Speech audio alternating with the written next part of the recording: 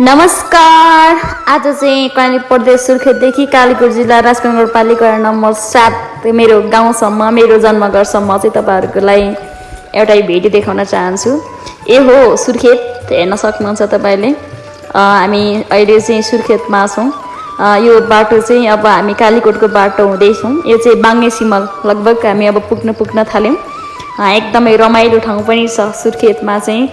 अनि यो चाहिँ दैलेख है। दैलेखमा चाहिँ एकदमै मन पर्ने ठाउँ मलाई चाहिँ यो एकदमै मन पर्छ। हेर्न सक्नुहुन्छ हरियाली छ। अनि यहाँ हेर्न सक्नुहुन्छ तपाईले समुद्र पनि कति मजाको छ। अब चाहिँ हामी यहाँ चाहिँ छौं। मैले बीचको मात्रै भिडियोहरु बनाएको छु।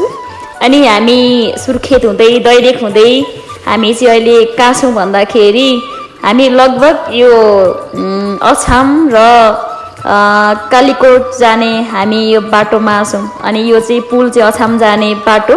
यो पुल हुँदै अछाम जान्छ भने अनि यताको बाटो चाहिँ हामी अहिले जुन बाटो जाँदै छौं यो चाहिँ दैलेख हुँदै कालीकोटको सिमानासम्म पुग्छ।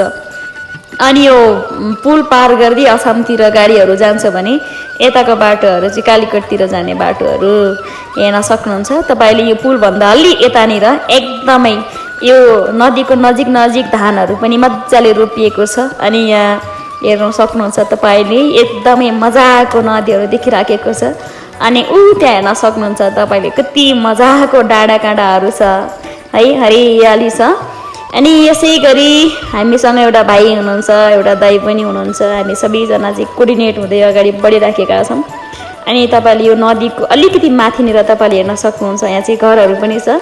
अनि अलि माथि देखिराखेको चाहिँ तपाईले कालीकोट जिल्लाको सदरमुकाम मानमा तपाईले एकछिन पछि तपाईले देख्न सक्नुहुन्छ। अलिकति क्लियर भिडियो चाहिँ एकछिन पछि चाहिँ देखिन्छ।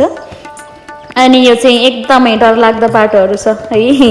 अनि मुनि चाहिँ नदी छ भने माथि चाहिँ रोडहरु छ। एकदमै डरलाग्दो बाटो छ। तर पनि हामी अहिले गइराखेका छौं। आफ्नो यात्रालाई निरन्तर दिइराखेका छौं है।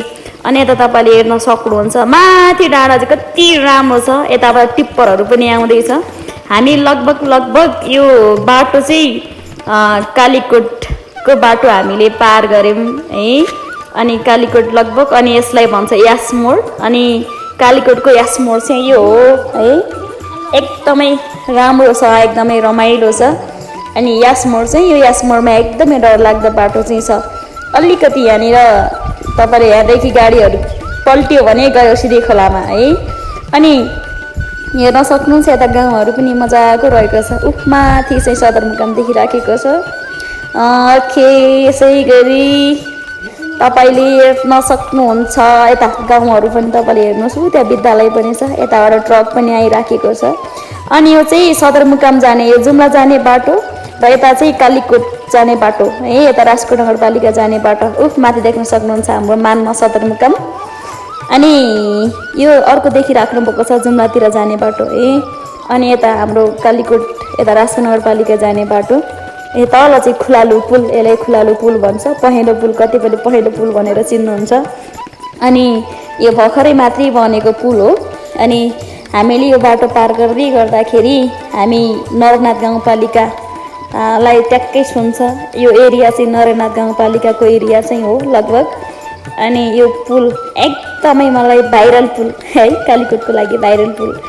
एकदमै राम्रो पुल छ। अनि यो बाटोहरु पनि मज्जाले पिच गरेको छ। वाउ हेर्न सक्नुहुन्छ तपाईले यो चाहिँ ढुङ्गा है, कति मजाको छ ढुङ्गाहरु पनि। अनि यो नदी हेर्न सक्नुहुन्छ। अनि यो पुल यता बाइक पनि आइराखेको छ। पुल हेर्न सक्नुहुन्छ भाइरल पुल है। अनि हामीभन्दा अगाडि एउटा बाइक पनि मजाले रोकिराखेको छ। तपाईले हेर्न सक्नुहुन्छ। वाउ पुल पनि हामीले लगभग क्रस भइसकेका छौं। अब चाहिँ हामी यसैगरी यता जित्या भन्छ। जित्या चाहिँ यहाँ पहिला चाहिँ ठाउँ थियो। त्यता पनि यता हेर्न सक्नुहुन्छ तपाईले यो पुल भन्दा अलिकति उता है। अनि यता चाहिँ हामी पोल्लो लालीघाट चाहिँ पुग्यौं। यहाँ चाहिँ लालीघाट यता ठुलो बजार थियो पहिला, तर अहिले चाहिँ छैन है त। ओके। अनि यहाँनिर बाबाजीले कत्रो ठुलो कपाल। यता म एकदम मलाई मन परेको राजकोटकै हुनुहुन्छ भन्ने सुनेको छु। अनि यो चाहिँ भिडै भिड छ। अगाडि आइस पनि हिँडिराखेको छ। अनि मुनि चाहिँ पुरै भिड छ, एकदमै डरलाग्दो बाटो छ, हेर्न सक्नुहुन्छ। ओहो हो होइन। अनि यहाँ चाहिँ र्याङ्गिलको यो चाहिँ मन्दिर, अनि यो मन्दिरमा प्रायः सबैजनाले दर्शन गर्दै हिँड्नुहुन्छ। एउटा भाइले दर्शन गर्नुभयो। यो चाहिँ र्याङ्गिल है। र्याङ्गिल चाहिँ कति राम्रो छ। हामी पहिला देउसी खेल्न आउँथ्यौँ। अनि यो चाहिँ आमतडाको यतापट्टिको आमतडाको यतापट्टिको अलिकति बाटो पनि बनाएको छ, मजाको छ। त्यो भ्यू कति राम्रो देखिराखेको, वाउ कति मजाको बाटो है यो चाहिँ। अझ अहिले चाहिँ बनाइराखेको छ, यही त हो नि विकास है।